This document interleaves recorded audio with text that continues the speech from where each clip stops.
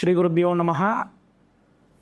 పరశురాముడు జమదగ్ని రేణుకల తల్లిదండ్రుల పట్ల భక్తి ప్రవర్తనకు చాటుకున్న తర్వాత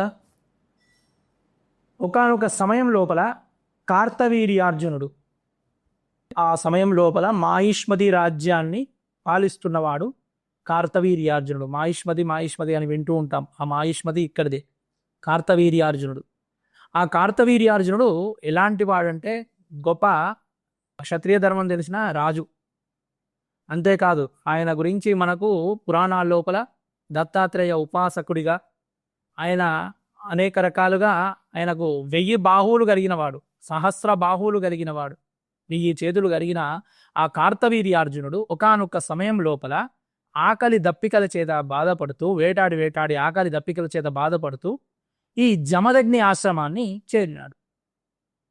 అప్పుడు అందరి ఆశ్రమాలలో ఖచ్చితంగా కామధేనువులు అంటే ఉండేవి. అవి ఏం చేస్తాయంటే వచ్చిన అతిథుల కొరకు ఆహార పానీయాలన్నీ కూడా ఉత్పత్తి చేసి తద్వారా అందరికీ కూడా భోజన సదుపాయాలు కల్పించేవి.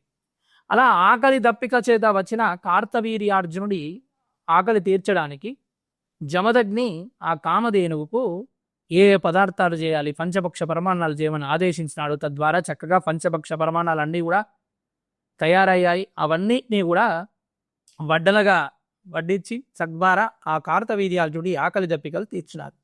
కార్తవీర్యార్జునుడు చాలా సంతోషించాడు. కానీ రాజన్నప్పుడు ఏదైతే విలువైన వస్తువు ఉందో, ఏదైతే కావలసిన వస్తువు ఉందో అది రాజు దగ్గర ఉండాలని రాజులందరూ కోరుకుంటూ ఉంటారు. కాబట్టి ఈ కామధేనువు పైన ఆయన యొక్క దృష్టి పడింది. దాన్ని తనకివ్వమని కోరినాడు. దానికి జమదగ్ని ఒప్పుకోకపోతే బలవంతంగా ఆ కామధేనువును తీసుకొని వెళ్తూ ఉన్నాడు. లేగ దూడను మాత్రం అక్కడే వదిలేశాడు. కామధేవును మాత్రం తీసుకెళ్తూ ఉంటే కామధేనువు ఏడుస్తూ ఉంది. అది ఎంతసేపటికి ఆ దూడ యొక్క అంబారావానికి గుండె స్రవించిపోయితే ఆగుతూ ఉంటే వీళ్ళు డొక్కలలో తన్నుతో కొట్టుతో తీసుకెళ్తూ ఉంటే అది ఒక రకమైన బాధకు లోనైంది, ఏడ్చింది. దాని ఏడుపు ఏ విధంగా అయింది? గోశాపంగా మారింది కార్తవీర్యార్జునుడికి. ఏ విధంగా మారిందో చూద్దాం. అంటే ఎప్పుడు కూడా గోవును హింసించకూడదు. గోవును కొట్టడము, గోవును తన్నడము, గో వధ చేయడము, అందుకే ఆవును ఎప్పుడు కూడా మనం హింసించకూడదు అన్న విషయం మనకు అర్థమవుతుంది. అయితే ఏ విధంగా జరిగింది అనేసరికి చూద్దాం. అయితే దర్భ కోసుకోవడానికి వెళ్ళిన పరశురాముడు ఆశ్రమంకి వచ్చి చూసేసరికి అక్కడ నిరాశతో ఉన్న తండ్రిని చూసినాడు. తండ్రిని చూసి అడిగినాడు, నాన్న మన కామధేనువు కనిపించట్లేదు, మీరు ఎందుకు ఇలా నిరాశగా కూర్చున్నారు అనేసరికి అప్పుడు జరిగిన విషయం అంతా కూడా చెప్పేసరికి అప్పుడు గండ్రగొడ్డలి పట్టుకున్న ఆ కార్తవీర్యార్జునుడి మీదకి గండ్రగొడ్డలి పట్టుకున్న పరశురాముడు బయలుదేరాడు ఆవును తీసుకురావడానికి. ఆ కామధేనుని కోసం బయలుదేరిన కార్తవీర్యార్జునుడు మాహిష్మతి రాజ్యంపై దండెత్తాడు. సహస్ర బాహువుల చేత 1000 చేతుల చేత కార్తవీర్యార్జునుడు అదేవిధంగా ఈ పరశురాముడు ఎదురెదురు పడ్డారు. అప్పుడు ఏమన్నాడు పరశురాముని,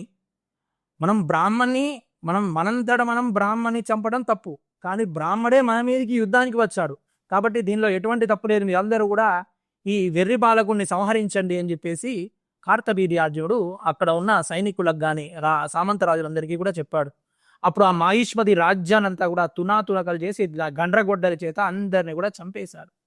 చివరికి కార్తవీర్యార్జునుడు తన సహస్ర బాహువుల చేత, ఓ పక్కన ఉన్న 500 చేతులు, ఈ పక్కన 500 చేతులు, ఈ పక్కన కూడా 500 బాణాలు, ఈ పక్కన 500 విల్లులు, వాటన్నిటినీ కలిపి బాణాలు కొడుతుంటే ఒక్కడే క్షాత్రధర్మం తెలిసిన పరశురాముడు ఒక్కడు గండ్రగొడ్డల చేత అన్నింటినీ కూడా ఛేదించి అందరినీ కూడా నరికివేసి చివరికి క్షత్రియ రాజైన కార్తవీర్యార్జునుడిని కూడా చంపేసి ఆ కామధేనువును తీసుకెళ్లి తన తండ్రి ముందు నిలబెట్టాడు. ఆ విధంగా క్షత్రియ రాజులందరినీ చంపి అక్కడ మాహిష్మతి రాజ్యాన్ని, సామంతరాజులందరినీ కూడా చంపివేసి మాహిష్మతి రాజ్యాన్ని మొత్తం కకలావికలం చేసి కామధేనుని తీసుకొచ్చాను నాన్న అని చెప్పేసరికి అప్పుడు తండ్రి గుండె ద్రవించుకుపోయింది. మనము బ్రహ్మజ్ఞానం తెలిసిన వాళ్ళం నాయన, మనకు ఓపిక అనేది ఉండాలి. మనకు ఓపిక, క్షమయే మనల్ని ముందుకు నడిపిస్తుంది. కాబట్టి ఆ క్షమ అనేది మనకు ఉండాలి. దాని ద్వారానే దేవతలు తృప్తి పడతారు. కానీ నువ్వు చేసిన పని సరైనది కాదు, కాబట్టి ఆ పాప నివృత్తి కోసం నువ్వు తీర్థయాత్రలు చేయాలి అని చెప్పినాడు.